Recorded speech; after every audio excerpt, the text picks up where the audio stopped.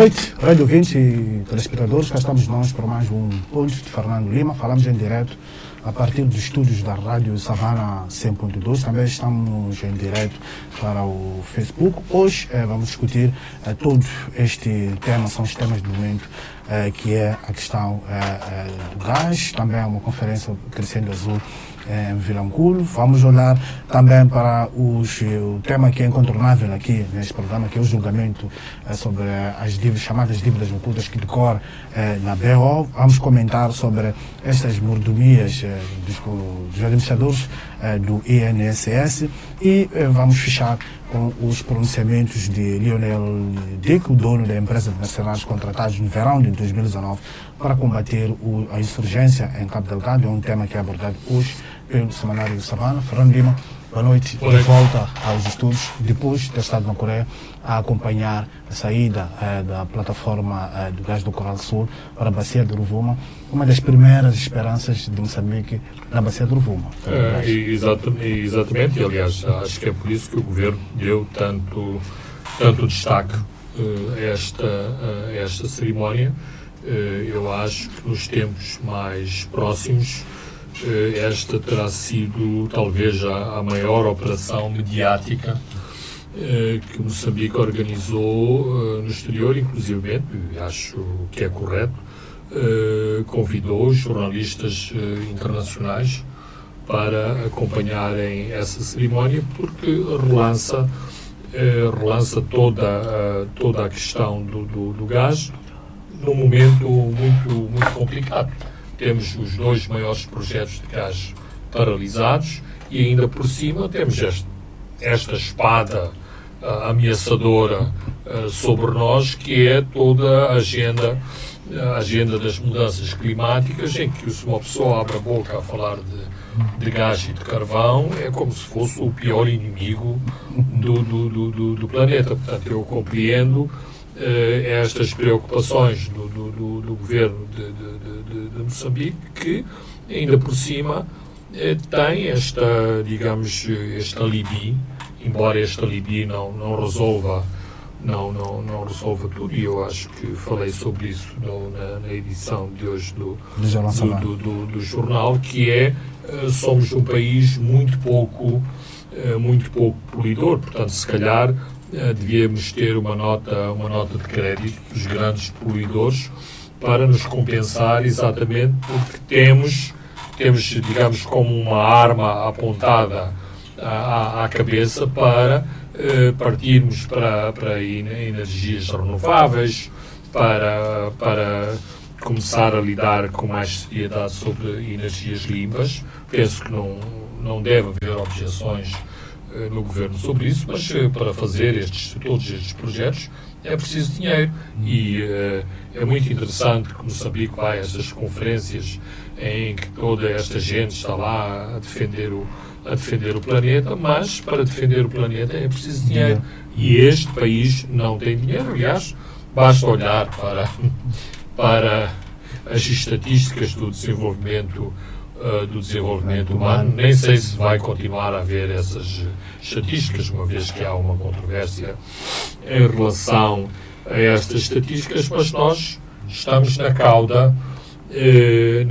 desta estatística das Nações Unidas, exatamente porque somos um país com muito poucas infraestruturas e com muitos problemas em termos do rendimento da população moçambicana. Este tema sobre as mudanças climáticas, Fernando Lima, vamos aprofundar quando olharmos para as pressões que vêm de Londres, mas para já vamos ao seu foco de semana, que é mais dinheiro para o Macuse.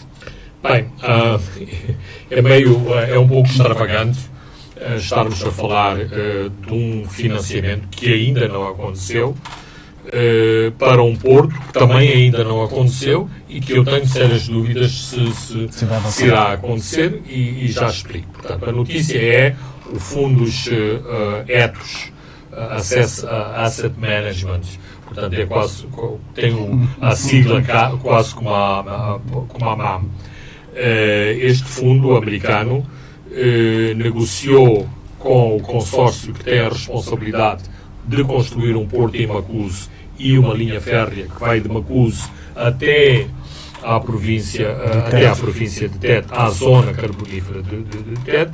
Este fundo concedeu 400 milhões de dólares para a primeira fase. A primeira fase é exatamente a construção do porto. Mas, e aqui começam todos os mas e os ses, o porto não é apenas para beneficiar a Zambésia, para beneficiar as exportações a partir da Zambésia, eventualmente a partir do Interland, é sobretudo um porto muito virado para o carvão.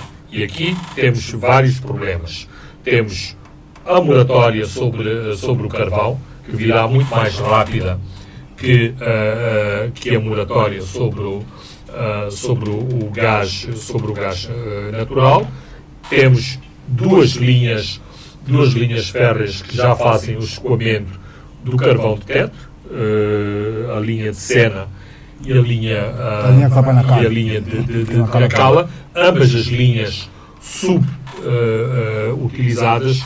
Portanto, eu quero acreditar que os 400 milhões de dólares virão, que o porto de Macuso vai acontecer. É um porto com muito mais viabilidade que o atual porto de Quilimane, que tem grandes limitações no acesso, no seu acesso, mas há todos estes pontos de interrogação. Mas, e queria deixar este tema com uma nota positiva,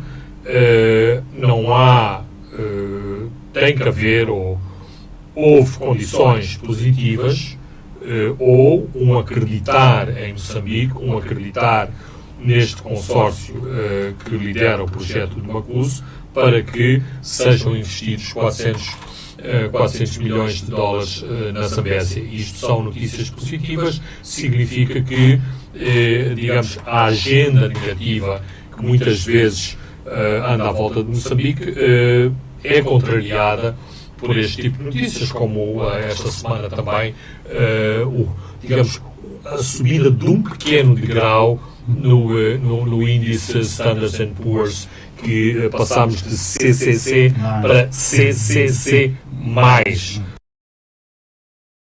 Ou seja, é um pequenino degrau na direção certa. Significa que, não obstante todos os problemas que o país tem, há instituições e organizações internacionais que estão muito atentas àquilo que se passa no país, e claramente este anúncio do Fundo Etos é uma notícia muito positiva para o país. E este é um projeto, Fernando Lima, de 3 mil milhões de dólares. 3 mil milhões de dólares. E depois temos as tais reticências sobre o carvão que falamos aqui. Temos as pressões que organizações ambientalistas fazem sobre as energias fósseis. Acha que não há de haver, por exemplo, vai haver muitos problemas, muitas dificuldades para que este projeto angarie os tais 3 mil milhões de dólares? Já deu o primeiro passo com os 400 milhões de dólares? É preciso equacionar as coisas no médio e no longo prazo. As potencialidades da Zambésia estão muito, muito, muito longe de serem exploradas. A Zambésia pode ser não só o grande celeiro, conjuntamente com Nampula, o grande celeiro do país, como o grande exportador de comida de Moçambique. Porquê? Porque toda a zona centro e a zona centro-norte é uma zona, se os predadores da floresta moçambicana não continuarem no seu programa agressivo de destruição da zona verde, digamos, da área centro do país. Esta é a zona de Moçambique com melhores condições climatéricas para grande produção agrícola em larga escala. Produção de sequeiro, produção irrigada. Estamos a falar de arroz, estamos a falar de milho, estamos a falar um pouco de uma nova cultura, que é a soja. E, portanto, também sabemos que há hoje países que, por causa das mudanças climáticas, tem que investir na produção de comida em outros países, e Moçambique pode reunir essas condições. Portanto, isto são notícias positivas. Num lado menos politicamente correto, esta também é uma província que tem investido muito na produção de silvicultura, ou seja, no plantio de árvores para exploração comercial. Eu sei que é muito controversa a produção de pinho e a produção de eucalipto, mas há uma grande empresa que está a fazer isto, quer na Zambésia, Nampula, Niassa e também em Manica, e exatamente este ano fez a primeira exportação para Portugal, exatamente para transformar o eucalipto em pasta de papel. Então, para além da linha férrea, para além das ligações depois com o Zimbábue, com o Malawi, com a Zâmbia, com o Congo, há esta possibilidade de a Zambésia por si só conseguir abastecer o porto de Macuso. Hoje, claro que não se fala muito da Zambésia, digamos, a província de que se fala como a mais pobre de Moçambique é Cabo Delgado, mas os índices de pobreza na Zambésia também são muito elevados. A migração interna a partir da Zambésia é algo assombroso, porque a Zambésia e Nampula são as duas províncias mais populosas do país. Não há emprego, não há exatamente estes grandes projetos que proporcionam emprego, mas há este potencial com estas condições naturais para que seja necessário um porto para escoar esta produção. Eu deixei de fora o gergelim, o algodão e o feijão bor, mas são outras culturas que também são muito exploradas, e o chá, claro, que são muito exploradas, embora o chá da Zambésia seja de má qualidade, ao contrário daquilo que muita gente pensa, que o chá da Zambésia é um chá de grande qualidade, mas há potencial para que este porto tenha viabilidade comercial, e penso que não é por acaso que esta primeira tranche deste fundo vá para o porto, e não se fala o anúncio sobre a primeira tranche não fala sequer da linha férrea para Estima, na província de Tete. Estamos agora no programa, termina também, temos uma grande conferência segunda, Crescendo Azul, que está a se realizar em Vilanculos. Discute muito a economia do mar. Eu penso que este tipo de conferências e este tipo de reuniões são muito importantes. Sobretudo, por exemplo, eu vi que nesta conferência há um grande enfoque sobre os distritos e sobre as províncias. É importante que os governos a nível local comecem a preocupar-se com estes problemas. Comecem a preocupar-se não no sentido de fazer aquele discurso politicamente correto, mas de nos apercebermos do tipo de problemas que enfrentamos. Por exemplo, eu ouvi o administrador do distrito do Bilene, que é uma pessoa que eu conheço, a falar do assoreamento da Lagoa do Bilene. Por acaso é uma questão que eu desconhecia, mas é o tipo de problemas que aqui há 10, 20 anos ninguém falava.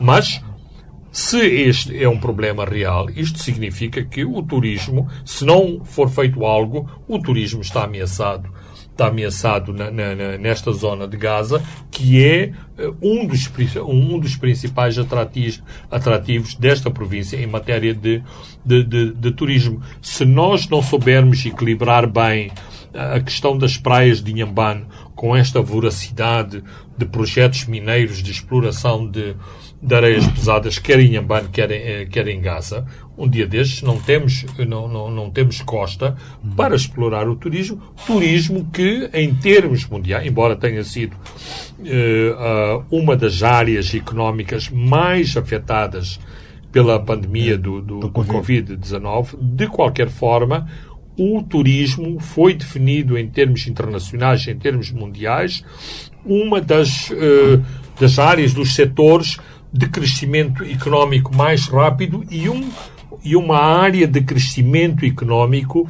que está, ao dispor de países com as condições como Moçambique, ou seja, não é preciso um grande investimento, é preciso investir em zonas, áreas, setores onde há condições naturais para atrair turismo. E Moçambique dispõe destas condições. Por exemplo, aqui há uns anos autorizou-se a exploração de gás e petróleo nas ilhas, junto das ilhas do Bazaruto. Eu acho que isto é uma grande asneira, ou seja, o governo tem que fazer opções e, portanto, ao acolher conferências como Crescendo Azul, isto traz mais responsabilidade para Moçambique, coloca Moçambique sobre, a monitoria internacional, significa que os responsáveis de Moçambique terão que responder às autoridades internacionais se uma iniciativa desta natureza depois não corresponder a passos práticos para que haja de facto esta economia do mar, a economia azul, que respeita não só os ecossistemas, mas que respeita a exploração, por exemplo, a exploração controlada dos recursos pesqueiros, e nós sabemos quão devastado está o cardume, o cardume nacional, exatamente. Porquê? Porque, para além de não termos condições para controlar estes recursos pesqueiros, também, deliberadamente, emitimos ao longo de muitos anos demasiadas licenças para a pesca de crustáceos, de camarão e também de peixe, quando devíamos ser mais restritivos, e por isso hoje, em face dos problemas que temos estas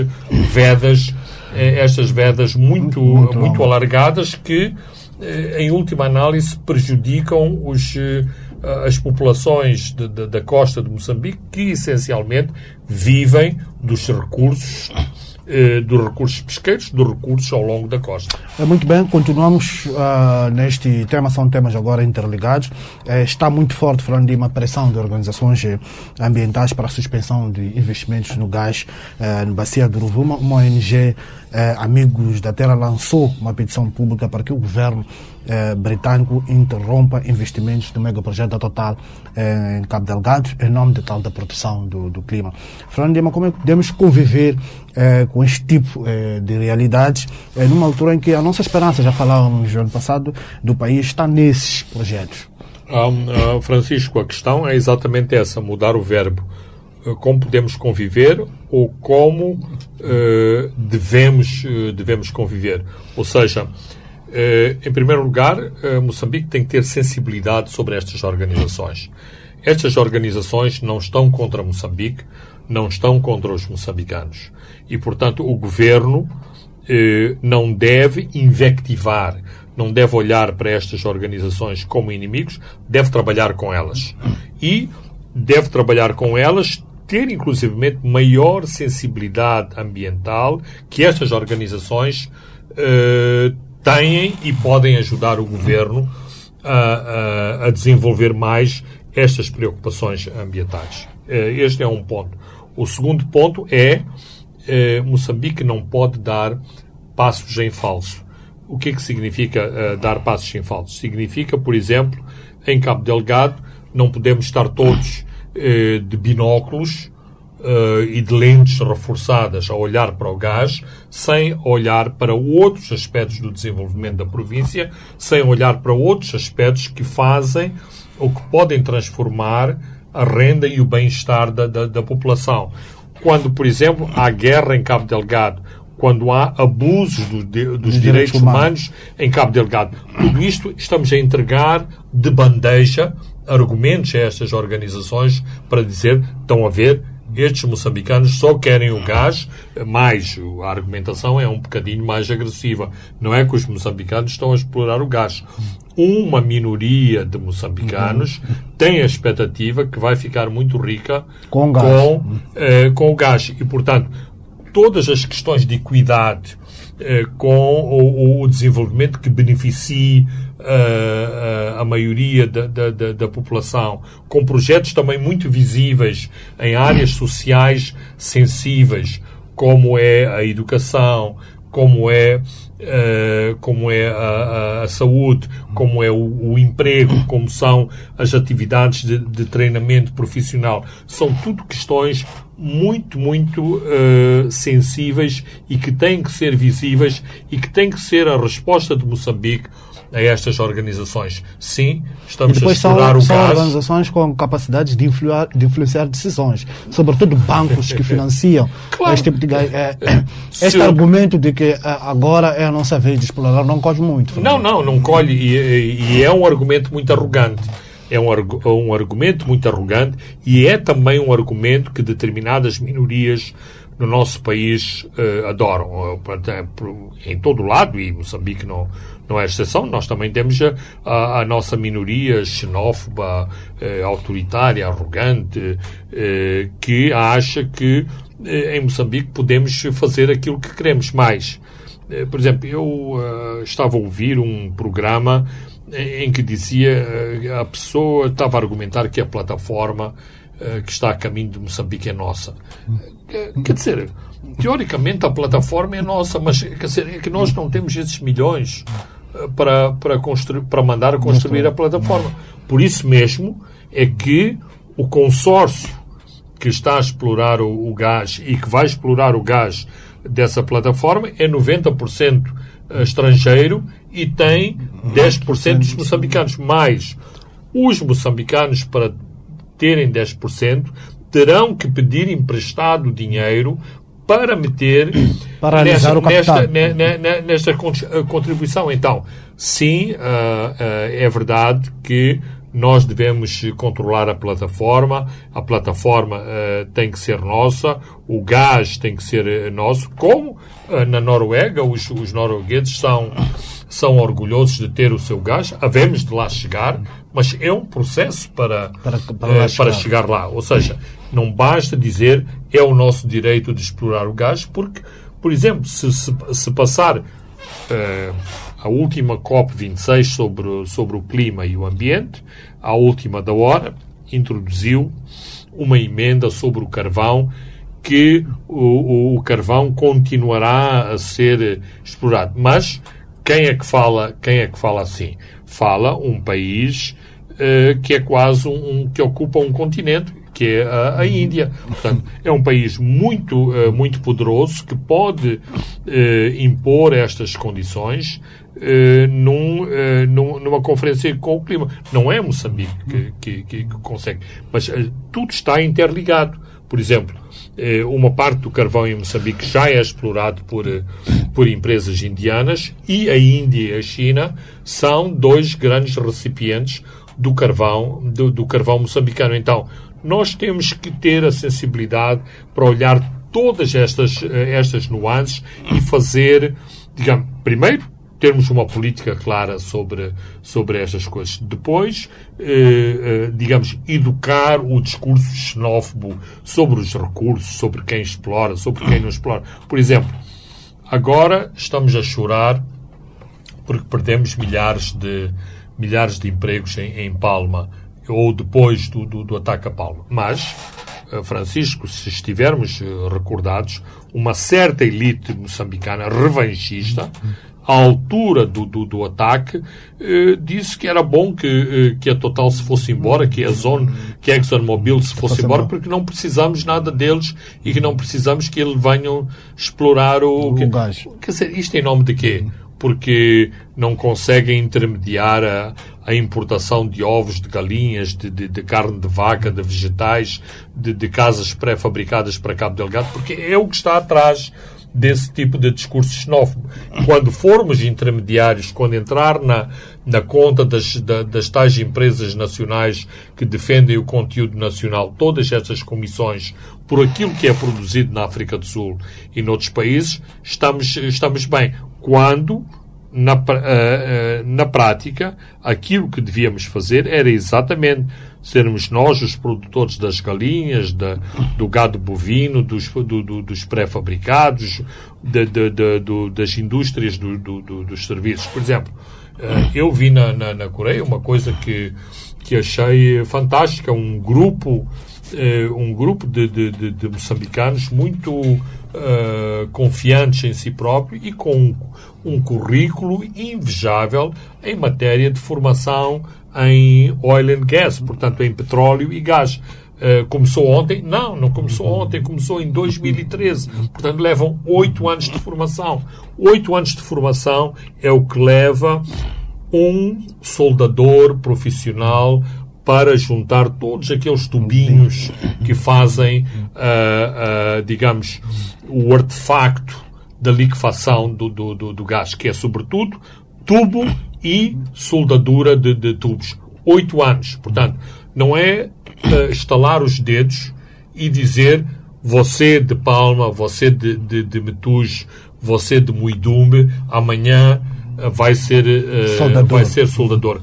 8 anos significa aqueles jovens, na casa entre os 25 e os 30 anos, há 8 anos que estão a dar no duro, a formar-se nesta área onde praticamente não havia especialistas. Portanto, é preciso visão de futuro, planearmos o futuro, mas é o caminho certo. Portanto, também nestes dilemas que nós temos de energias renováveis e combustíveis fósseis, nós temos que encontrar o equilíbrio, negociar os equilíbrios possíveis e não termos um discurso antagonista, porque não vamos a nenhum lado com este tipo de discurso. Uma outra questão, falando relativa a isto, na exploração do gás e o carvão, olhando para toda a lógica mundial, nós é que chegamos atrasados.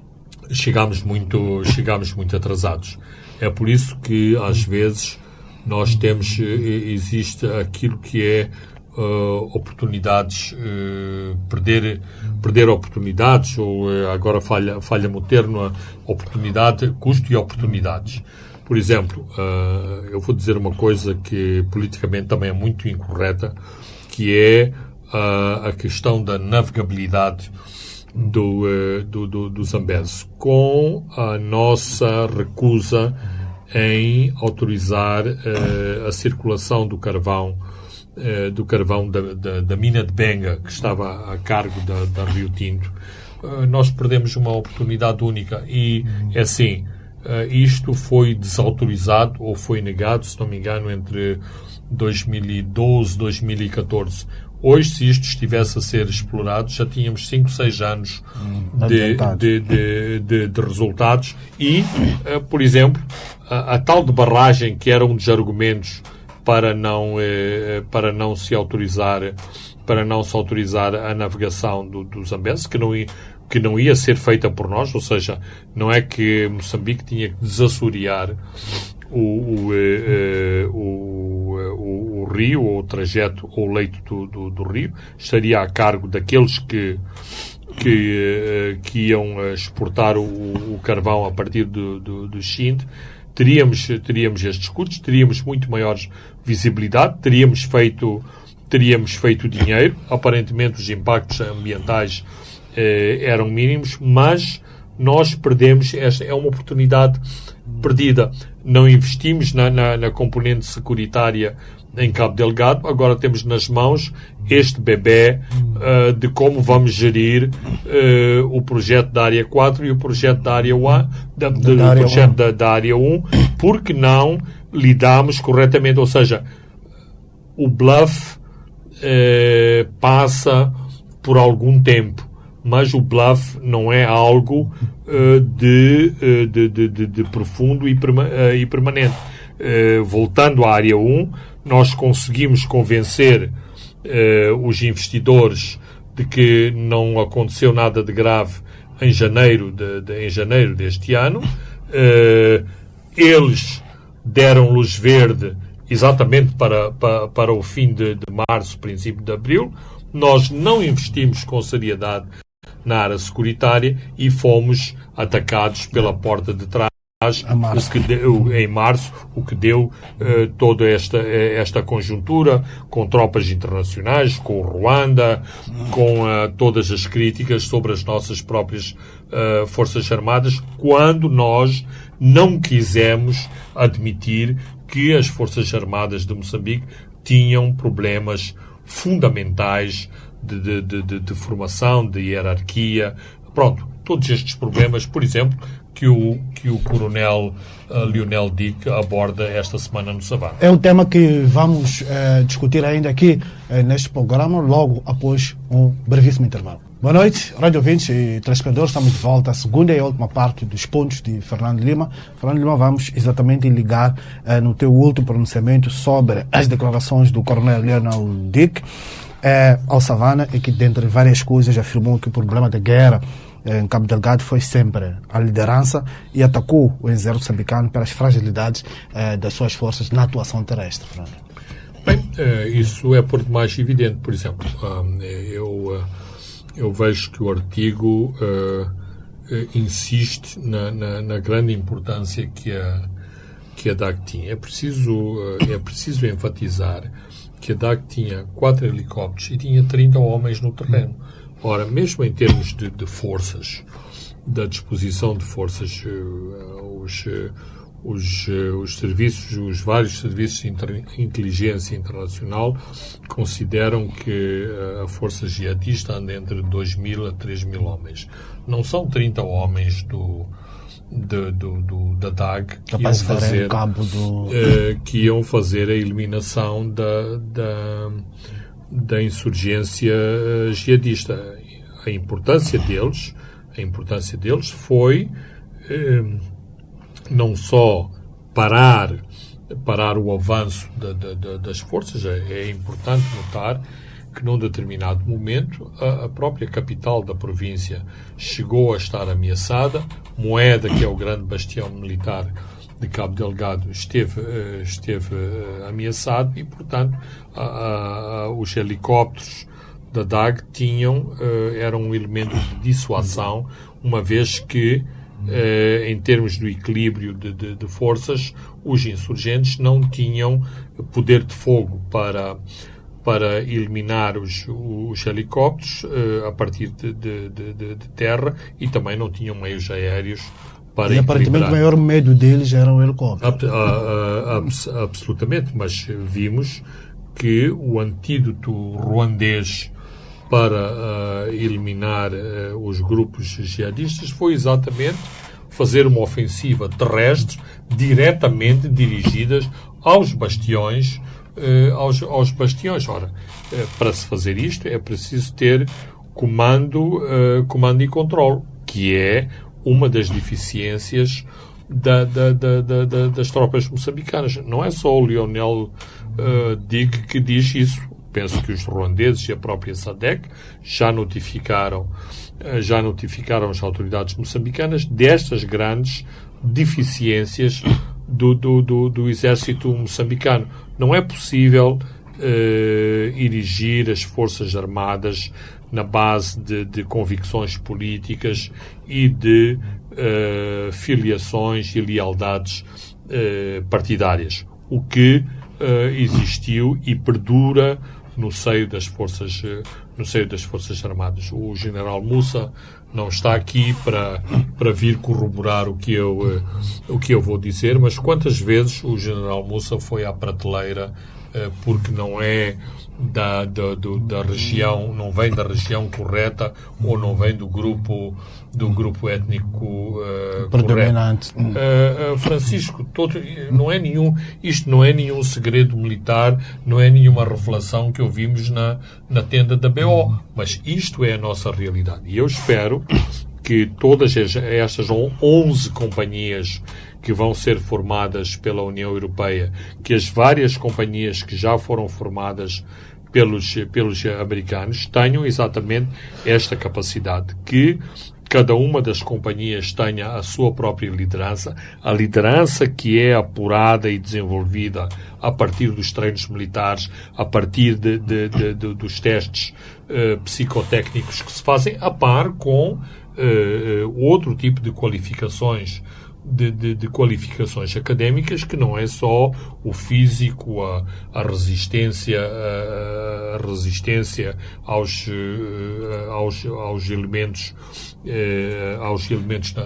naturais, que tem a ver exatamente com competências, ou seja, assim como há pessoas que vão para engenheiros, para arquitetos, há outros que querem ser majores, coronéis, brigadeiros, generais, e portanto querem seguir uma carreira militar, mas para isso a carreira militar tem que ser atrativa. Não podemos dizer que uma pessoa é general na Força Aérea e depois olha à volta e não há sequer um avião para pilotar. Não podemos dizer que uma pessoa é comandante de mar e guerra, não há uma fragata, não há um navio hospital ou um contra-torpedeiro ou um tipo de dispositivo. A única força que podemos garantir estas patentes ao nível da Marinha são a nossa componente de fuzileiros. Portanto, há o investimento, quando se diz negligenciamos o investimento. Negligenciamos o investimento ao nível deste investimento em recursos humanos nas Forças Armadas e patenteamos generais que só são generais no papel e nas forças de salários. É isso que Lionel Dick está a dizer. Ou seja, quando ele fala, ele aparentemente só tem a patente de coronel. Quando ele fala com um coronel moçambicano, ele pode sentir a diferença em termos de competência técnica e capacidades de um coronel moçambicano e de um coronel, acho que o Lionel Dick, apesar de ter nacionalidade zimbabiana, é originariamente um americano e, portanto, tem outras competências e outras capacidades, e isto é atestado não só pelos vários instrutores que vêm aqui da Europa e dos Estados Unidos, mas até das Forças Armadas aqui dos países limítrofes, que exatamente treinam também os seus oficiais nessas grandes academias internacionais. Portanto, a história de Cabo Delgado deve nos levar a uma reflexão profunda e, sobretudo, em termos de gíria de futebol, falamos de limpeza de balneário. Mas nós precisamos de uma grande limpeza de balneário, ou seja, nós temos que, de algum modo, dizer a todas aquelas pessoas que participaram na luta armada: estamos muito agradecidos pela vossa contribuição, estão aqui as vossas pensões, estão aqui as vossas mordomias, cada vez que há estas datas festivas têm direito a usar todas as medalhas, todas essas coisas de respeito que devem existir, mas o vosso tempo acabou. O vosso tempo passou, estamos num novo tempo, numa nova realidade. Por isso mesmo, aqui temos os engenheiros de petróleo a estagiarem, porque engenheiros já eram em 2013. Em 2013 já tinham o seu diploma de engenharia na Universidade Eduardo Mondlane. Os 8 anos é exatamente estar dentro de uma plataforma, acompanhar como é que a plataforma é feita. Perceber toda aquela lógica. Terem sido despachados para outras plataformas em todo o mundo para saber como é que é o dia-a-dia de uma plataforma, para exatamente como o Presidente disse, um dia desses eu quero vos ver visitar uma plataforma no Senegal e falar em português e encontrar lá um moçambicano que está na plataforma do Senegal ou que está na plataforma da Tanzânia, porque estes são os desafios da globalização, ou seja, quando falamos de globalização, é isso mesmo, também ao nível dos recursos humanos, em que temos um moçambicano que pode estar no Peru, na Bolívia, na Suécia, na Noruega. Porquê que está lá? Não porque é do partido amigo, mas porque tem competência suficiente para submeter o seu CV e ser aprovado para a plataforma da BP no Mar do Norte, por exemplo. E também de forma recorrente, e já discutimos aqui, está a ser reportada pequenos ataques de insurgentes. Tivemos situações de Moeda e também de Macomia. Hoje, por exemplo, o ministro da Defesa anunciou a morte de 12 insurgentes em Nangade e pediu paciência do país por este processo agora. Fernando Lima, é o que já discutíamos aqui, quanto mais vai se apertando o cerco, essa dispersão de pequenos grupos estão em fuga e vão fazendo esses pequenos ataques. Exatamente. Por um lado, isto estava previsto, mas também temos que olhar com seriedade do porquê que isto está a acontecer. Algo não correu totalmente bem na ofensiva que foi feita ao longo do Messalo.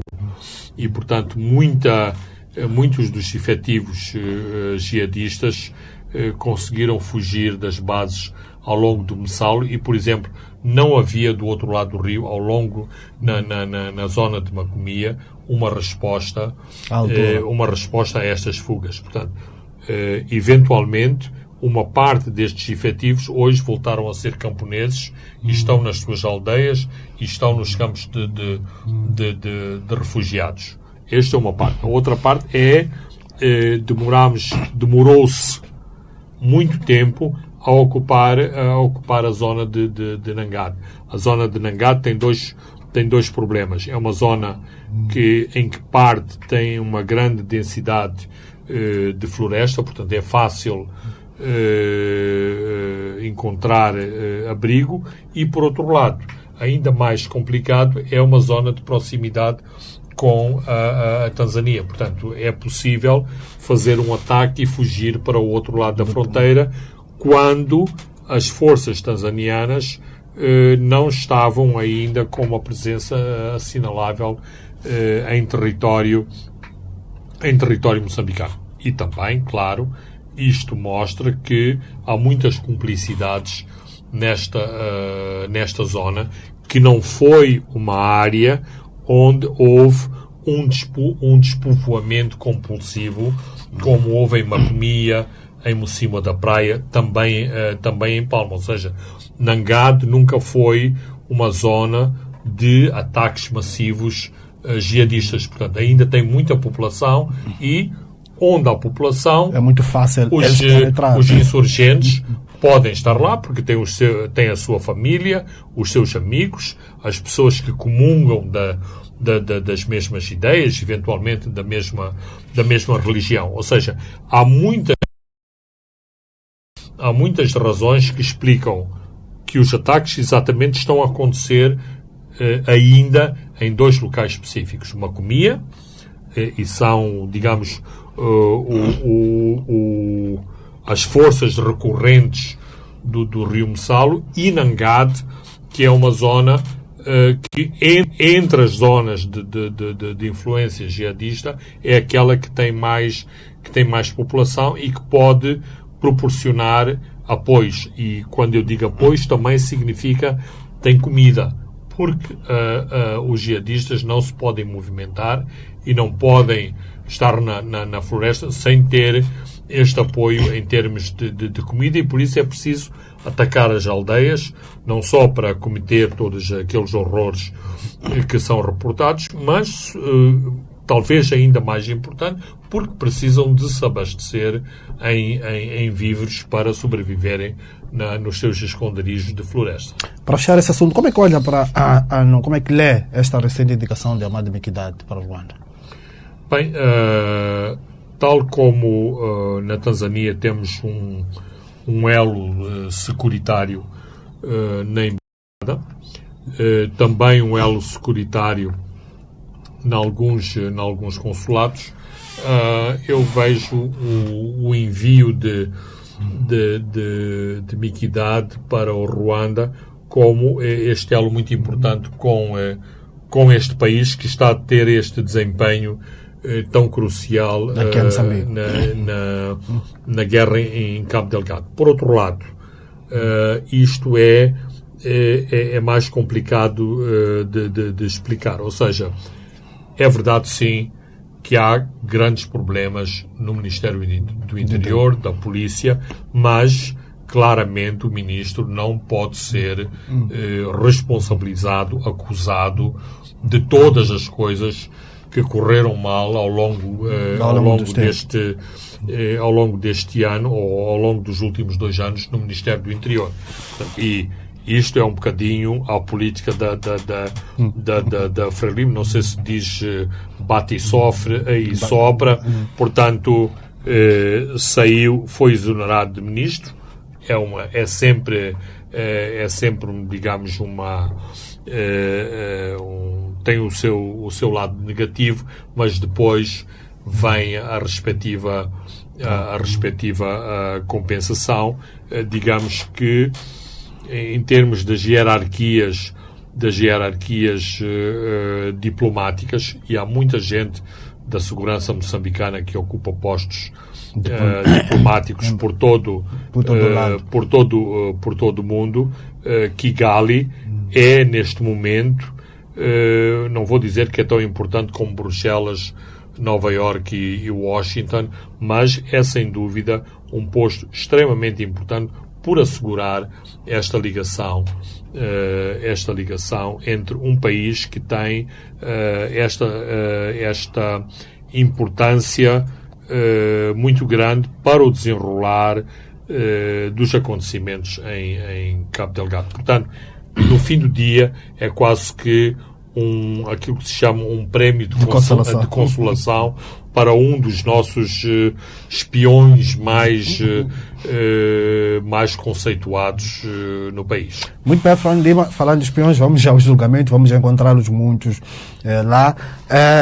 Com a audição de ex-administradora do Banco de Moçambique, a senhora Joana Matsombe, e também ouvimos a técnica também do Banco de Moçambique, Telma Gonçalves, economista.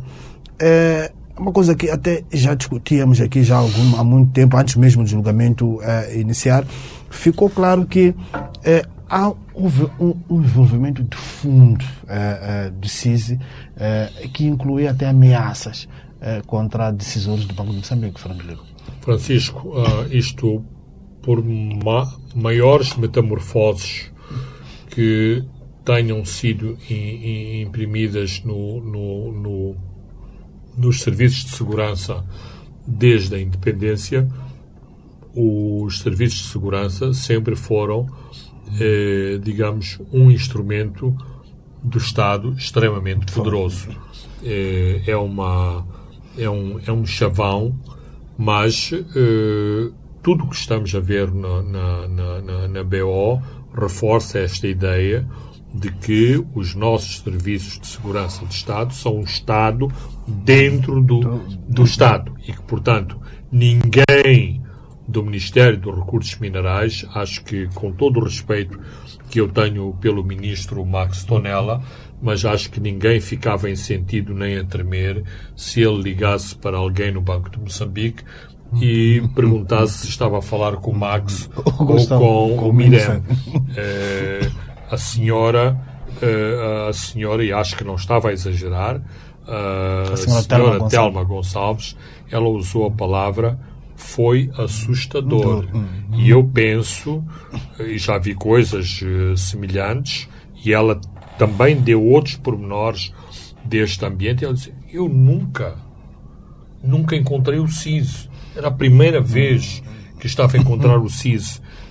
Acho que usou a expressão, nunca estive numa situação em que durmo com alguém que não posso falar sobre as questões que aconteceram no meu dia a dia, no meu serviço. Portanto, eu acho que para milhares de moçambicanos, e sobretudo moçambicanos que infelizmente tiveram o contacto com os abusos e as arbitrariedades dos nossos serviços securitários, uma pessoa ser agente, mesmo até o chamado colaborador, aquilo que na gíria e em termos desprimorosos uma pessoa diz um bufo do SIS, as pessoas ficam com medo.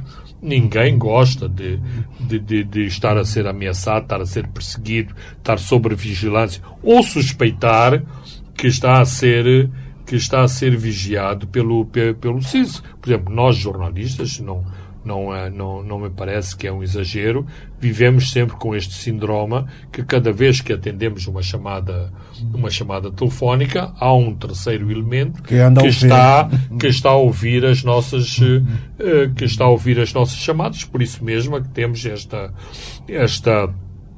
esta maneira que psicologicamente funciona como uma proteção, que é, sempre que falamos de aspectos sensíveis, falamos quase em linguagem de código, com iniciais, com metáforas, porque exatamente não nos sentimos confortáveis em lidar com a segurança. Portanto, este é um aspecto muito marcante, ou seja, não há os tais... e isto deve ser uma reflexão na nossa mais alta hierarquia do Estado, se há estes, a palavra em inglês é checks and balances, ou seja, estes poderes e contrapoderes, por forma a poder-se controlar os poderes do SIS e dos seus agentes, para que pessoas como a número 3 do Banco de Moçambique, a senhora Joana Matsombe, não venha dizer que não havia qualquer chance de eu não... disse que qualquer pessoa no lugar dela faria mesmo. Exatamente. Acho que isto provocou muita reações controversas, mas eu percebo exatamente o que esta senhora está a dizer. Ou seja, quem é ela para dizer que não vai obedecer ao SIS? É esta a máquina que está montada. Ou seja, a expressão utilizada pelo juiz Ifigênio, que tem medo de perder o pão, é mesmo isso. Há uma outra expressão corrente que é andar por aí a chutar latas. Conhecemos muitos empresários, ou ex-empresários, ou ex-quadros do Estado, porque disseram não, ou porque viraram as costas a uma das tais orientações superiores, é onde foram parar. Não têm negócios, as suas contas bancárias deixaram de estar recheadas e passaram ao lado de carreiras brilhantes, exatamente porque num determinado momento das suas vidas acharam que deviam pôr um ponto de interrogação em determinadas... Ou são mortas. Vimos a questão do Siba Macuacua há 20 anos. Vimos, exatamente, o que é que esteve por detrás do Siba Macuacua, o crime de ter publicado a lista dos notáveis que estavam a defender, que estavam a dever ao banco. Aliás, este país, felizmente, tem mudado para melhor. Foi publicada uma lista de 403 devedores das casas da Vila Olímpica. Não ouvi que algum gestor do Fundo de Fomento à Habitação tenha sido assassinado ou tenha sido ameaçado. Antes, pelo contrário, há uma declaração do Ministro das Obras Públicas a dizer que aquilo foi muito bom porque houve uma corrida em massa ao FFH para as pessoas não só virem esclarecer as suas dívidas, como também virem declarar que queriam que queriam sanear a sua dívida. Temos pouco tempo, vamos ser mais telegráficos. Como é que olha para a publicação destas mordomias do Conselho de Administração do INSS? O PCA diz que é de lei a parte de Fernando Lima, mas é imoral para um país com o problema é sempre mais do mesmo. Agora estamos no INSS, mas, por exemplo, eu posso citar a ENH, que vive à custa dos doadores, que vive à custa de uma promessa que o gás vai trazer o equilíbrio de tesouraria à ENH. Vamos ver os ordenados das pessoas que trabalham na ENH, vamos encontrar exatamente o mesmo tipo de problemas. Portanto, eu prefiro responder assim, não apontar o dedo para as pessoas do INSS, mas este país está cheio de problemas. É um problema estrutural. Completamente. Portanto, não é porque são meia dúzia